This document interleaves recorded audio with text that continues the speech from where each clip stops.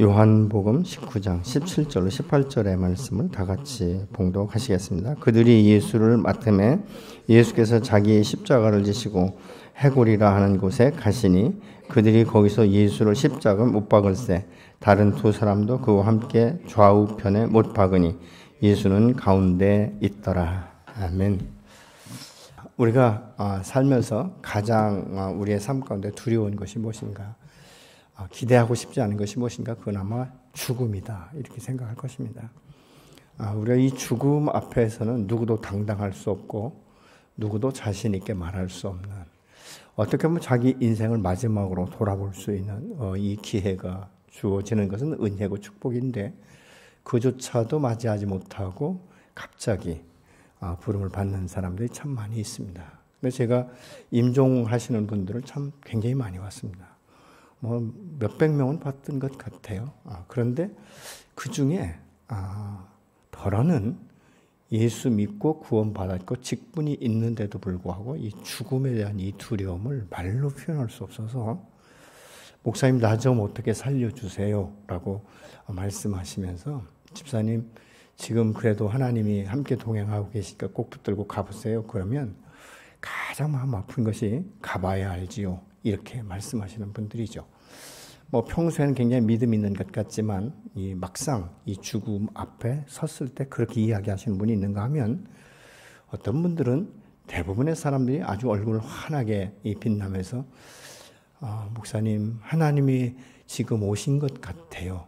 이제 내 고통과 이 모든 것을 끝난 것 같아요. 이렇게 말씀하시는 분들도 있는 것을 보게 됩니다.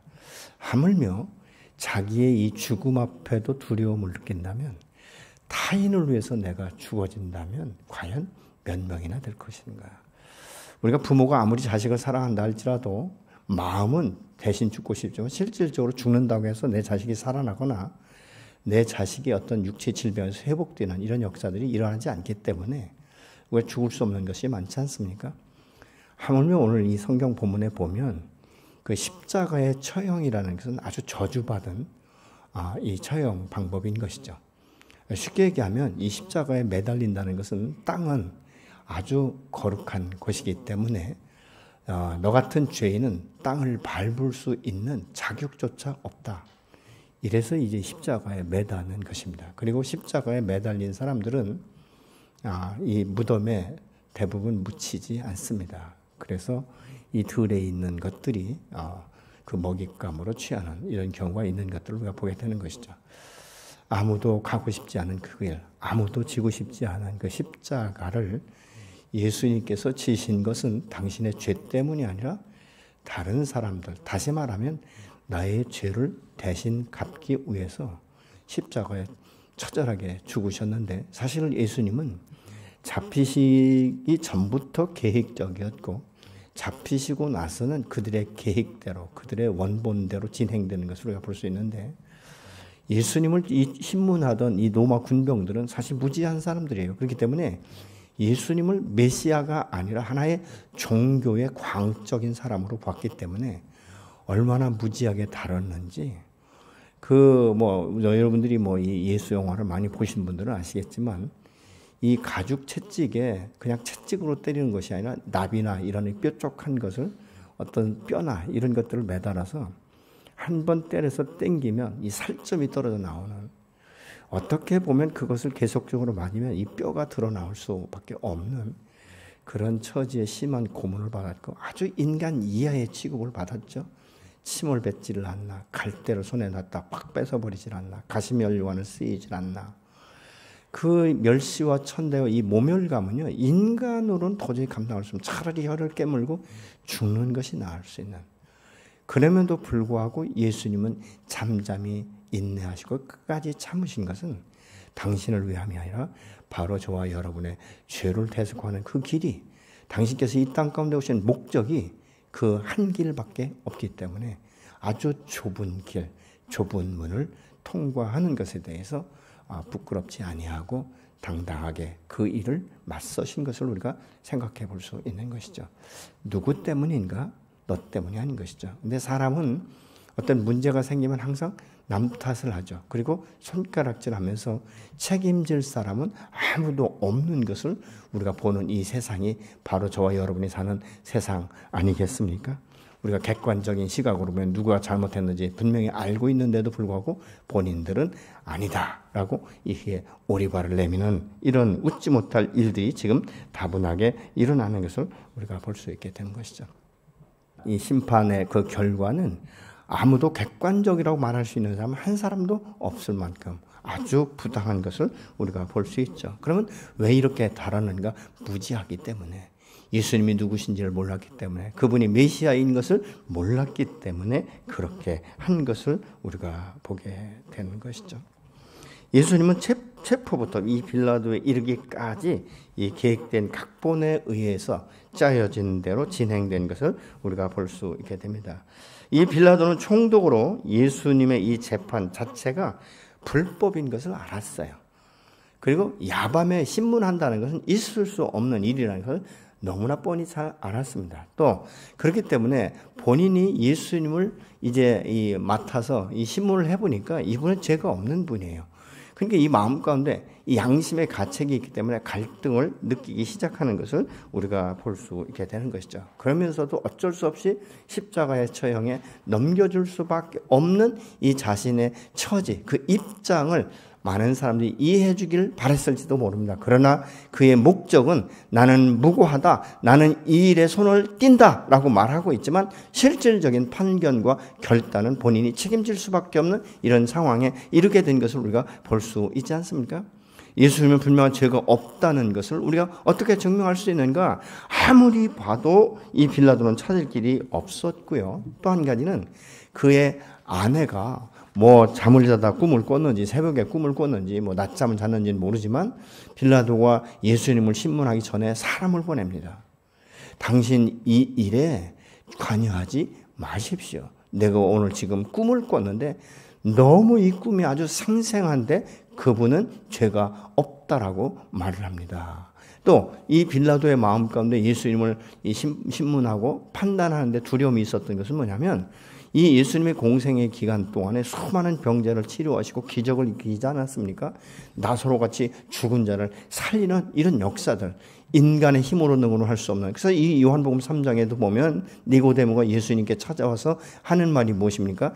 이것은 하나님으로부터 오지 않으면 이런 일은 일어날 수 없는 일이다. 이렇게 말하는 이 소식, 이 소문을 사실 빌라도가 들었기 때문에 그 두려움은 말로 표현할 수 없는 것이죠. 그렇기 때문에 성경에 보면요, 이 빌라도가 예수님을 신문하고 즉결해서 결정한 것이 아니에요.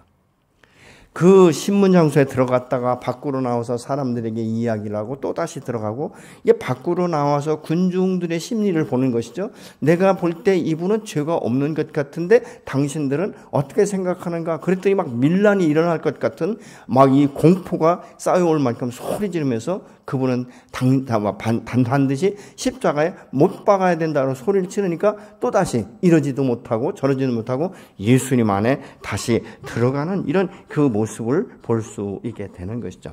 왜 그렇습니까? 사람이 두려우면요, 안정감이 없어요. 안정감이 없으면요, 다 서성이게 되어 있습니다. 여러분, 우리 마음 가운데 두려우면 이 집에서도 왔다 갔다 서성이지 않습니까? 그래서 어떤 분들 그 속을 모를 때 그러잖아요. 당신 왜 오늘따라 그렇게 정신없이 왔다 갔다 하냐? 왜요? 속내를 모르기 때문에. 지금 빌라도는 굉장히 우유부단한 사람이에요. 왜냐하면 잘못이 아닌 것을 알면서 잘못됐다라고 지금 판단을 해야 될 이런 지경이기 때문에 할 수만 있으면 여기에 끼어들고 싶지 않은 거예요. 이분을 무죄하다라고 그냥 석방하고 싶은 마음이 더 많이 있었다는 것이죠. 그런데 왜 두려워하는가? 왜 주저하는가? 자기의 총독의 지위를 잃을까 봐 그것이 두려운 거예요. 여러분, 오늘날 우리가 이 세상 가운데 살면서 왜 그리스도인이라고 당당하게 말 못하는 이유 중에 하나가 무엇입니까? 내가 현재 누리고 있는 이것들을 놓칠까 봐, 이것을 잃을까 봐 나는 그리스도인이다라고 말하지 못하는, 웃지 못할 일들이 많고 세상 일과 타협하게 되는 경우가 얼마나 많이 일어나는지 모릅니다. 그러면서 뭐라고 말합니까? 내가 살기 위해서는, 가족을 살리기 위해서는 어쩔 수 없다라고 합리화시키는 것들을 우리가 볼 수 있지 않겠습니까? 그래서 이 예수님의 죄가 없다는 것을 요한복음 19장 6절에서는 빌라도가 예수를 끌고 온 자들에게 나는 그에게서 죄를 발견하지 못했으니 너희가 친히 데려다가 너의 뜻대로 십자가에 못 박으라고 말을 합니다. 모든 것들을 자기가 책임지고 싶지 않기 때문에 이 대제사장이나 지금 이 사람들에게 그 책임을 떠넘기려고 하는 거예요. 그런데 이들의 대답은 요한복음에 보면 이렇게 18장 31절에 우리에게는 신성모독죄가 있지만 이 사람을 처형할 수 있는 권한은 우리에게 없다라고 말하고 있는 거예요. 그렇기 때문에 우리에게는 권한이 없다. 권한이 있었다면 당신 앞에 끌고 오지도 않았을 것이다. 이런 의미 아니겠습니까? 결국은 무엇입니까? 우리의 판단으로는 이 사람을 죽일 수 없다. 그러니까 당신이 총독이니까 당신이 이 법적으로 이 문제를 아주 타당하게 그 근거 있게 처형해 달라라고 지금 말하고 있지 않습니까? 빌라도가 또 예수님께 들어와서 이렇게 말하죠. 나는 너를 풀어줄 수 있는 권세도 있고 너를 죽일 수 있는 권세도 있다. 내가 어떤 사람인지 내가 이만큼의 권력이 있는 사람이다 라고 말합니다. 그런데 예수님께서는 요한복음 19장 10절에 보니까 이렇게 말합니다. 그 권한은 내게서부터 나오는 것이 아니라 위에서 허락지 아니하면 이것은 이루어질 수 없는 일이다라고 또 말씀을 하시는 것을 보게 되는 것이죠. 그러니까 이 빌라도는 지금 진퇴양단의 이 시점에서 예수를 놓아주자니 자기의 그 권위, 이 직분 안에서 총독의 직분에서 이제는 끝날 것 같고, 왜냐하면 만약 예수를 놓아주면 당신은 가이사의 충신이 아닙니다. 이렇게 또 이 군중이 소리치니까 그게 두려운 것이죠. 또 이때 빌라도가 생각하는 것은 나름대로 예수께 다시 한번 기회를 주기 위해서 자신이 볼 때 정확한 범죄의 근거가 있는 이 바라바라는 사람을 데리고 나오지 않습니까? 적어도 이 사람은 밀란을 일으켰고 이 강도짓을 했기 때문에 아마 모든 사람들이 이 사람에 대해서는 잘 알 것이다. 그렇기 때문에 내가 예수를 죽일 것이냐, 이 바라바를 죽일 것이냐라고 말하면 아마 내 생각에 대부분의 사람들이 바라바를 선택할 것이라는 생각을 하고 그를 데리고 나갑니다. 놀라운 것은 이 민중들이 뭐라고 말하냐면 예수를 십자가에 넘기고 바라바를 풀어주라고 말하는 것이죠. 극악무도한 사람을 죽인 살인자이고 밀란을 일으키려고 했던 사람인데도 불구하고 그들은 예수를 죽이기로 작정을 했기 때문에 어떤 조건을 가지고 나와도 오직 예수만을 십자가에 못 박으려고 하는 이 모습을 볼 수 있게 되는 것이죠.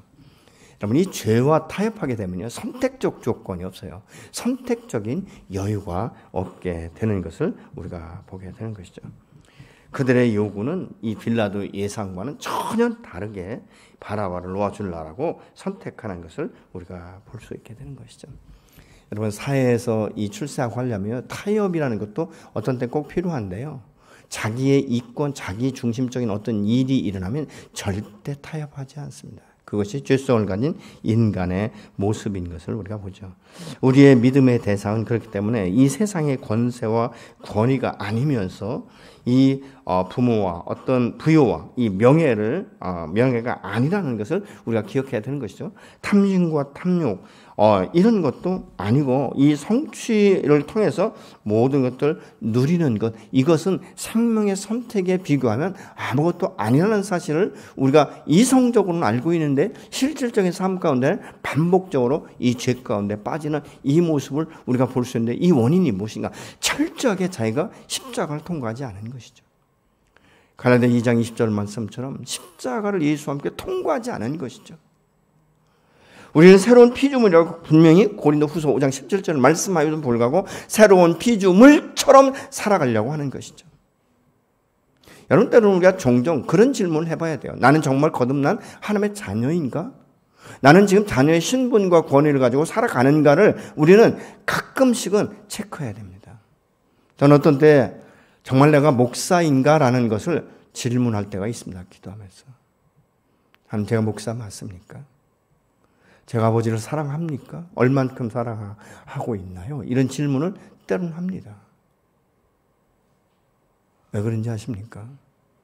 조금이라도 방심하면 나도 모르는 사이에 세상적인 것들을 내가 추구할 수밖에 없다는 사실을 제가 알기 때문에, 내가 얼마나 연약한 존재를 알기 때문에 가끔은 한 번씩 내가 사명 이전에 내가 주님과의 관계 가운데 어떤 관계인가를 점검하는 것이에요.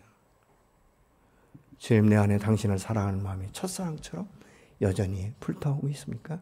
당신의 부르심 앞에 내가 사명자로 지금 서 있습니까? 내가 타협하고 있지는 않습니까? 이런 질문들을 때로 합니다. 기도하면서. 왜요? 제가 부족한 걸 알기 때문에. 근데 그때마다 주님이 주시는 메시지가 그것입니다. 나는 너의 연약함도 너의 부족함도 알지만, 그러나 너가 여전히 그 자리에 서 있는 그것이 나는 감사하다라는 말을 때로는 하실 때가 있어요. 그런 마음을 갖는 것이죠. 주님이 정확하게 그런 메시지를 주시는 것이 아니라 그런 마음을 갖게 하는 거예요. 그래, 내가 부족하기 때문에 내 앞에 무릎을 꿇고, 내가 부족하기 때문에 내게 지혜를 구하고, 내가 부족하기 때문에 머물러 있는 것, 내가 알고 있다라는 그런 마음을 주실 때는요, 한없이 오는 거예요. 더 이상 기도가 필요하지 않은 것이죠. 여러분, 사람은 순간이더라고요. 순간에 넘어가요. 순간에 엎드러지고 자빠지는 거예요. 순간에 우리가 주님을 놓쳐버리면 깜깜합니다. 어떻게 가야 될지, 어디서 내가 돌아서야 될지, 이런 것조차 분별하지 못할 때가 너무 많습니다. 그럴 때는 우리 마음 가운데 상실감이 말로 표현할 수 없이 밀려오기 시작하는 것이죠. 그러나 우리 주님은 한 번도 그 부분에 대해서 간과하지 않으십니다.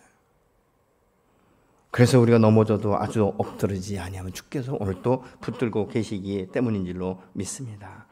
빌라도는 지금 양심과 현실 이 사이에서 내가 무엇을 선택할 것인가를 지금 선택하고 결단해야 될 위기 가운데 있는 거예요.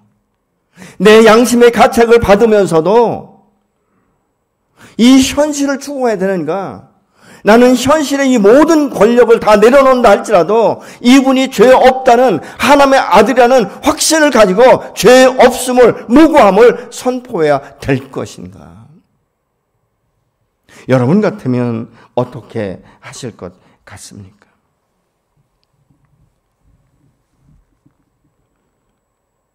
그런데 이 빌라도는 현실 때문에 자기의 양심을 외면하는 것을 오늘 본문을 통해서 볼 수 있게 됩니다. 그래서 마가복음 15장 15절에 아까도 제가 말씀드렸지만 빌라도가 무리에게 만족을 주고자 해서 바라바라 하는 자를 놓아주고 예수를 채찍질하고 십자가에 못 박히게 넘겨주니라 라고 말합니다. 누구의 만족을 위해서요? 하나님의 만족을 위해서가 아니라 그 군종들, 그들을 이 예수를 고발한 그들에게 만족을 주기 위해서 자기의 양심을 묻어버린 결론을 우리가 볼 수 있게 되는 것이죠. 무엇입니까? 진리를 추구하는 거예요. 여러분 어떻습니까? 예수 믿고 신앙생활을 하면서 진리를 추구하십니까? 아니면 믿음, 신앙을 추구하십니까? 자신의 양심으로는 이분이 무고하다는 것을 정확히 알면서도 그 진실을 외면한 채 모든 것을 포기하고 내어주면서 자신의 양심의 자유를 얻기 위해서 하는 말이 무엇인지 아십니까? 나는 이 재판에 아무것도 하지 않기로 결정했다는 것입니다. 이 심판의 결과에 대해서 나는 무죄하다, 나는 책임지지 않는다, 이 핏값을 너희가 책임져라, 이렇게 말을 하는 거예요.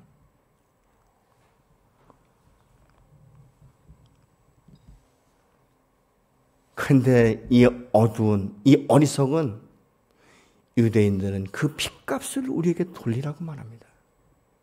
그 핏값이 무엇인지를 모르는 것이죠. 마태복음 27장 24절에 빌라도가 아무 성과도 없이 도리어 밀란이 나려는 것을 보고 물을 가져다가 무리 앞에 손을 씻으며 이르되 이 사람의 피에 대하여 나는 무죄하니 너희가 당하라. 이렇게 한다고 해서 빌라도의 책임이 없어질까요? 하나님과 나 사이의 문제는 책임을 회피하거나 묵인한다고 해서 무죄가 되지 않는다는 사실을 기억하시기 바랍니다. 빌라도는 인간적인 방법으로 책임을 회피하려고 발뺌하면서 자신의 정치적인 이득을 보려고 했지만 그 속에 정치적인 야망과 자신의 자유와 이 지위와 권리 때문에 바른 결단을 내리지 못한 거예요. 그러면서 아주 그냥 겉보기만 거칠야만 멀쩡하게 그 뒤에 숨어있는 어처구니 없는 결과로 인해서 책임과 죄의 대가 지불을 받게 되는 것이죠. 예수님의 십자가는 다른 사람이 아니에요. 나를 위한 것인 줄로 믿으시기 바랍니다. 그럼 예수님이 무기력했기 때문에, 무능했기 때문에, 어떤 권력이 없기 때문에 그렇게 당하셨을까요? 아니에요. 예수님이 이 땅 가운데 당신이 오신 목적을 정확히 아신 거예요. 그 하나님께서 이 땅 가운데 나를 보내신 목적이 무엇인지를 정확히 아셨기 때문에 모든 이 부당함을 알면서도 그 길을 묵묵히 갈 수밖에 없는 선택인 것 아니겠습니까? 이 주님을 일찍이 잡히기 전에 이 길을 아셨기 때문에 그 감람산에 간절히 기도하면서 아버지와 할 수만 있으면 이 잔을 내게서 옮겨 주시옵소서라고 그렇게 기도하면서 끝내는 무엇입니까? 그러나 아버지 내 뜻대로 마옵시고 아버지를 이 땅 가운데 나를 보내신 목적대로 그 뜻대로 내가 쓰임받기 원합니다는 기도를 하시는 것을 우리가 볼 수 있지 않습니까? 그게 바로 저와 여러분의 기도가 되어야 될 줄로 믿습니다. 하나님, 이렇게 할 때 내게 많은 이 물질적으로나 어떤 세상적인 지위에 그 유익이 있지만 아버지 이것이 아버지의 뜻이 아니라면 내가 그 권리를 마땅히 포기하겠습니다. 아버지의 선하신 뜻을 따라 내가 그 길을 갈 수 있도록 성령님 강력하게 인도해 주시옵소서라고 우리는 주님 앞에 위임하고 위탁하는 기도를 해야 되지 않겠습니까? 십자가에 못 박으면 완성될 줄 알았어요. 그 사람들은 자기들이 승리할 줄 안 것이죠.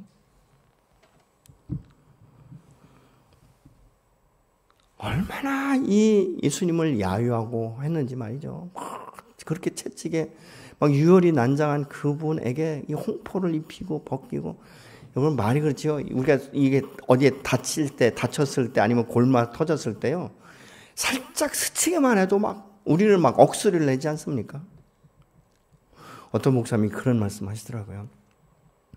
자기가 이유를 모를 만큼 막 온몸이 가려워서 낮에 밖에 다니실 때는 옷을 정장을 입고 다니시지만 집에 가면요, 사모님이 입으시는 그 아래 위 터져 있는 그 옷을 입으셨대요. 왜냐면 막 살짝 스치기만 해도, 옷이 스치기만 해도 너무 고통스럽기 때문에. 나중에 그 병명을 아셔서, 그게 급성 백혈병이었기 때문에, 암이었기 때문에, 혈액암이었기 때문에 지금은 뭐 건강하게 잘 회복돼서 사십니다. 그러니까 이 사람의 그런데 그 예수님은 온몸이 다 갈갈이 다 찢기지 않았습니까? 가시면류관을 씌울 때도 그냥 살짝 얹어 놨겠습니까? 팍 씌워버리는 것이죠. 얼마나 고통스러웠을까. 어떻게 보면 인간이 아닌 거예요. 그럼에도 불구하고 감당하신 것은 무엇입니까? 나를 위한 거예요. 우리는 대개 보면 자꾸 복수로 우리 이러다 보니까 나는 아주 작은 어떤 그런 것인데 아니에요, 여러분. 개체적인 것입니다. 나를 위해서요, 나를 위해서. 나의 죄를 위해서. 내가 그렇게 당해야 될 고문, 그 신문과 내가 그 십자가에 달려야 되는 이 죗값을 예수님이 나를 대신해서 지불하기 위해서 그 길을 가신 거예요. 여러분, 예수님이 왜 십자가 길을 가신지 아십니까? 진리의 길이기 때문에, 그 생명의 길이기 때문에 좁은 길을 가신 거예요. 여러분, 이 세상으로 가는 길은 넓습니다. 왜 이 대제사장들이나 이 빌라도가 예수를 십자가에 못 박을 수밖에 없는가? 자기 위치 때문에 그런 거예요. 자기 자리 때문에. 자꾸 예수님이 승하게 되니까 이 대제사장 이런 사람들이 자기 자리에 위축감이 오기 시작하는 거예요. 그러니까 저것만 없으면 우리가 이전처럼 그런 명예나 모든 권리를 누릴 수 있을 텐데 저 젊은 것 때문에 어떻게든지 그래서 이 죄를 덮어 씌워서 죽여야만 된다라는 결론을 가지고 있기 때문에 다른 어떤 것들도 해당되지 않는 것이죠. 이때 당시에는요, 십자가에 처형되는 사람들은요, 자기 형틀을 들고 갔어야 돼요. 여러분, 말이 그렇지. 머리에는 막 가시면류관이 섰기 때문에 유혈이 낭자고 눈이 막 피가 내려오니까 눈이 앞이 안 보일 만큼 그랬을 거예요.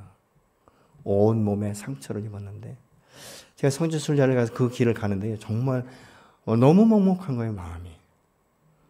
야, 이 길을 십자가를 지고 가셨구나.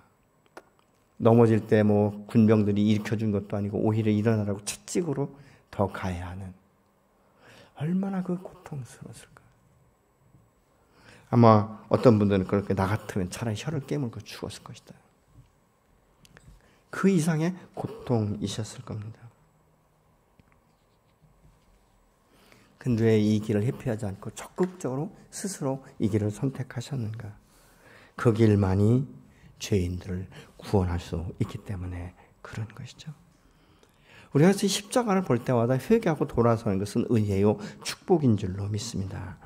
많은 사람들이 죄인이 바라바를 선택하고 생명의 주인이신 예수 그리스도를 십자가에 못 박도록 선택한 것에 대한 잘못을 회개하고 바로 고쳐야 되는데 그렇지 않습니다.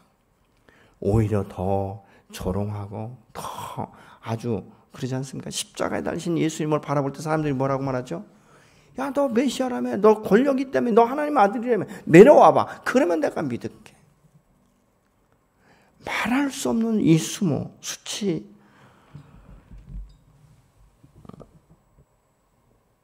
군중들은 예수 그리스도를 거절했지만 주님은 그 군중들을 위해서 지금 십자가를 지고 가는 거예요. 내가 이 길을 가는 것은 나를 모욕하고 모멸감을 주고 침을 뱉고 학대하는 너희들을 위함이다라고 지금 주님은 가고 있는 그 길인 거예요. 다른 사람이 아니에요. 그러면 그 현장에 있던 사람만인가요? 아니요. 오늘날도 우리가 전도하다 보면 예수를 부인하고 하나님의 역사조차도 부인하는 사람들이 얼마나 많은지 모릅니다. 그러면서 예수 믿고 구원받은 사람들이 영원한 생명을 얻었고 우리에게는 부활 생명이 있고 우리는 살아도 천국이요 죽어도 천국이라고 말하면 세뇌됐다라고 말을 합니다. 요즘에는 불신자들만이 아니지 않습니까? 이단들이 말이죠. 오히려 기성교회를 얼마나 알기를 우습게 하는지. 그래서 여러분 우리가 믿음의 사람들이 깨어 있어야 돼요. 말씀을 알아야 되는 거예요. 이 말씀이 되지 않고 하나의 형식적인 삶을 살다 보니까 뭐 그 사람이 직임이 뭐 장로든 권사든 뭐 아낌없이 넘어가는 이런 어처구니 없는 일들을 우리가 지금 당하고 있지 않습니까? 왜요? 구원의 확신에 대한 말씀조차도 모르는 거예요. 그냥 예수 믿으면 구원 받는다는데 이 정도로 끝나는 거예요.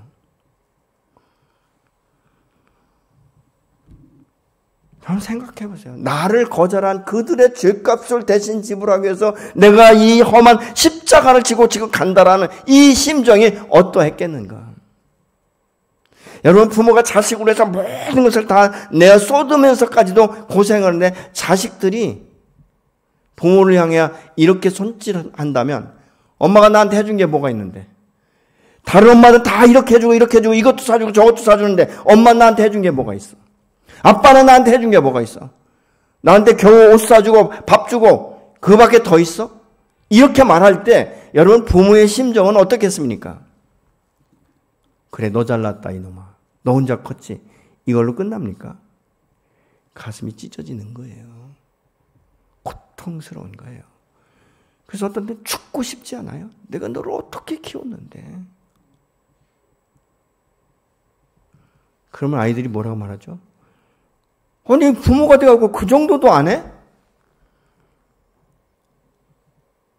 오늘날 누가 예수에 대해서 그렇게 생각하고 있지는 않습니까?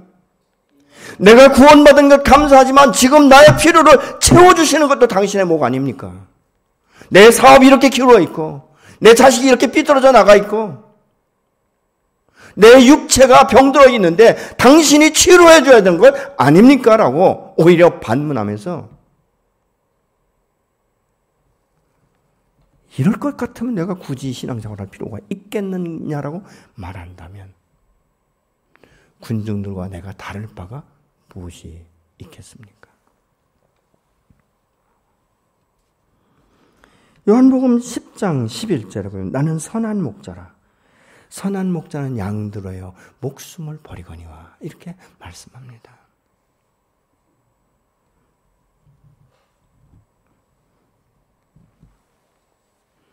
여러분 양들의 생명을 보존하기 위해 자기의 생명을 내어놓는다는 것이죠. 그 보호함이 있기 때문에 양들이 그 목자 안에서 안정감을 취하면서 그 모든 것들을 이겨나가는 이런 삶을 살아갈 수 있는 것 아니겠습니까? 그래서 요한복음 10장 17절로 18절에서는 이렇게 말씀합니다. 내가 내 목숨을 버리는 것은 그것을 내가 다시 얻기 위함이니 이로 말미암아 아버지께서 나를 사랑하시느니라. 이를 내게서 빼앗는 자가 있는 것이 아니라 내가 스스로 버리노라. 나는 버릴 권세도 있고 다시 얻을 권세도 있으니 이 계명은 내 아버지께서 받았노라. 이 빌라도와 대제사장이나 군중들은 자신의 계획과 목적대로 이루어졌다라고 스스로 만족감을 취하면서 확신할 수 있지만 그것이 얼마나 착각인지 얼마나 잘못된 것인지 예수님이 십자가를 치신 것은 본인의 선택이라는 거예요. 그건 결과라는 것입니다. 왜요? 아버지께서 내게 주신 사명이기 때문에 내가 이 길을 가야 되기 때문에 무엇 때문에? 목자들을 양들을 위해서 죄인들을 위해서 간다는 것이죠. 예수님의 생명은 그렇기 때문에 누구도 빼앗을 수가 없는 것입니다. 그렇기 때문에 예수님의 십자가형은 누구에 의해서 지어진 것이 아니라 스스로 선택에 의한 결과이면서 그 목적은 죄로 갔기 제갈길로 갔던 영원한 사망의 길로 가는 양들을 바르게 그 진리의 길, 생명의 길로 옮겨놓고 여기서 길이요 진리요 생명 되시는 예수 그리스도께서 그 십자가의 길을 가신 줄로 믿습니다. 사람들이 예수님의 행하시는 기적을 볼 때는 막 환영하면서 말도 못하게 막 군중들이 얼마나 많이 밀고 쓸렸는지 모릅니다. 그렇게 모였어요. 그런데 막상 예수님이 그 십자가의 길을 가실 때는 얼마나 그들이 오히려 예수를 저주하고 얼마나 예수를 아주 우습게 알았는지 말이죠. 이게 세상이에요. 이게 죄성을 가진 인간입니다. 여러분 직장 생활하다가요, 그 지구위가 높을 때는 밑에 사람들이 맞아요. 그 지구위가 딱 끝나버리면요, 쳐다보지도 않습니다. 누가복음 23장 39절에 보면 이 18절에 예수님 곁에 이 행악자 둘을 붙이지 않습니까? 이게 왜 붙였을까? 예수님을 중앙에 놓고 양쪽에 행악자를 붙인 이유가 무엇일까? 예수도 그 죄수 중에 한 사람이라는 것을 인지시키고 싶었던 거예요. 예수는 메시아가 아니고 죄가 없는 분이 아니라 똑같은 죄를 가진 자다. 그런데 누가복음 23장 39절에 보면 행악자 중에 하나가 예수를 비방합니다. 네가 그리스도가 아니냐? 너와 우리를 구원하라.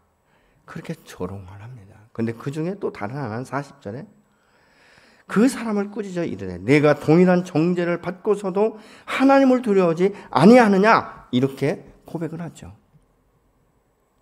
이게 무슨 말입니까? 너와 나는 죄를 지었기 때문에 그 죄값에 마땅하게 지금 이 사형 선고를 받고 십자가를 지고 있는데 저분은 죄가 없다. 너 하나님 두렵지 않냐? 여러분 어떤 때는 예수 믿지 않는 사람도 이럴 때가 있어요. 너 하나님 두렵지 않아? 네, 그렇게 묻는 사람들이 있어요. 왜요? 하나님 앞에서 내가 정직하냐? 너가 지금 거짓된 것 아니냐? 이렇게 이야기하는 것을 우리가 볼 수 있게 됩니다. 그러면서 그 행악자가 이렇게 말하죠. 나중에. 주여 당신의 나라에 임할 때 나를 좀 기억해 주십시오. 내가 비록 죄인이지만 내가 지금까지는 몰랐지만 이 십자가상에서 당신이 누구인지를 알았습니다. 그렇기 때문에 내 이 죄에 대해서 정말 간과하지 마시고 나를 기억해 주십시오. 그때 주께서 하신 말씀이 무엇입니까? 내가 오늘 나와 함께 낙원에 이르리라. 마지막까지 그 십자가의 처형의 장소에서까지도 한 영혼을 천하보다 더 귀하게 여기시는 그 예수님께서 그를 낙원으로 데리고 가겠다라고 약속하시는 것을 우리가 볼 수 있지 않습니까? 주님의 관심입니다. 여러분 전도는 관심이에요. 전도는 사랑이에요. 여러분 사랑이 없으면 관심 없습니다. 사람이 죽든 말든 무슨 상관이 있습니까? 나하고 아무 상관 없잖아요. 근데 사랑이 있으면 관심이 있어요. 사랑하는 사람이 잘못된 이야기를 들으면 어떻게든지 그거에 대해 대변해주고 싶은 마음이 있잖아요. 그 사람 그런 사람 아니야. 내가 지금 수십 년 동안 경험하고 있는데 그 사람은 그런 사람 아니야. 정직한 사람이야. 당신이 몰라서 그래. 누구한테 얘기 들었는지 모르지만 잘못 들었어. 이렇게 변명해주고 싶은 마음이 생기는 건 아닙니까?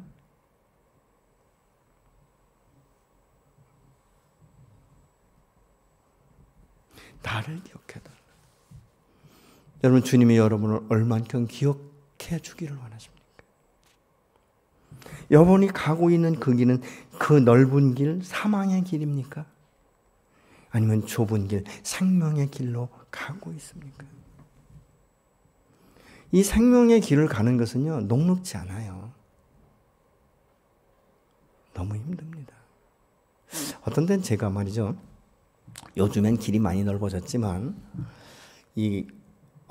오래 전에 이 강원도에 가면 재미있어요. 강원도의 길이 원래 굽잖아요. 그래서 이렇게 그 도로에다가 표지판을 쓸 때요, 저는 그걸 보면서 웃었어요. 강원도 길은 굽은 길이 많아서 운전에 조심해야 됩니다. 이걸 한 간판에 붙인 게 아니고요. 굽이 돌아가면서 읽게 만들어 놨어요. 근데 밤에 그 산길을 혼자 오는데요. 얼마나 깜깜절벽인지 아무것도 안 보이는 거예요. 그게 처행길을 오는데요. 달릴 수가 없는 거예요. 그리고 강원도 길이 굉장히 좁았어요. 전에는요.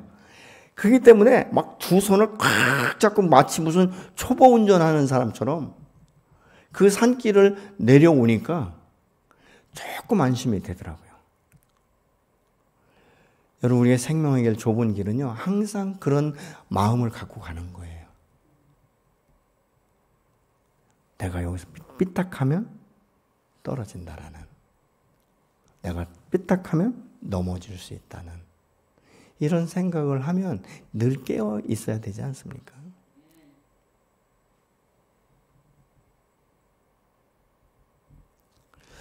제가 어떤 때는요, 장거리 운전을 별로 피곤하지 않거든요. 근데 가장 제가 힘들 때가요, 점심 먹고 나서 1시간이에요.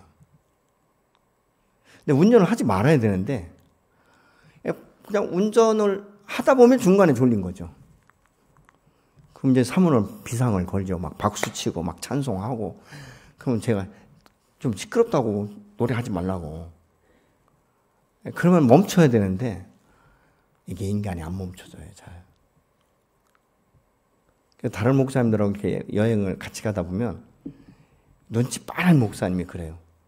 형님, 식사했으니까 내가 1시간 할게요. 점심 먹으면 바로 그 목사님과 같이 갈 때는 바톤 터치를 해요. 근데 그 목사님이 이래, 나는 아침이 피곤하지 점심 때는 괜찮대요. 아침이 왜 피곤한가 봤더니 새벽 예배 끝나고 바로 식사하고 출발하니까 아침에 피곤하다, 이런 얘기를 하더라고요.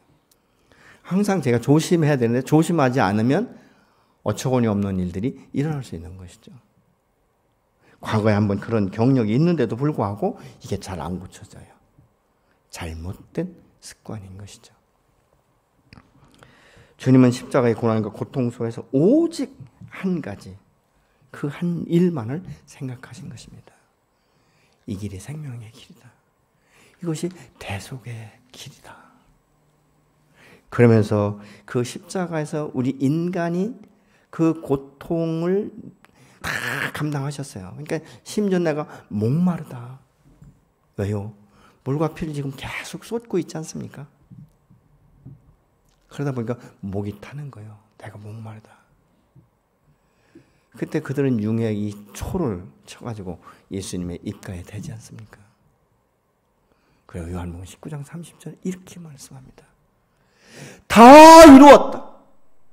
내가 이 땅 가운데 목적을 다 이루었고 내가 이 십자가의 죽음을 얼마나 너의 죄를 내가 대속하였다. 다 이루었다라고 말씀하시고 운명하시는 것을 볼 수 있습니다. 이것이 예수님께서 이 땅 가운데 오신 삶의 목적인 것입니다. 이렇기 때문에 오늘 저희 여러분이 예수 안에서 거듭나는 역사가 일어나게 된 줄로 믿으시기 바랍니다.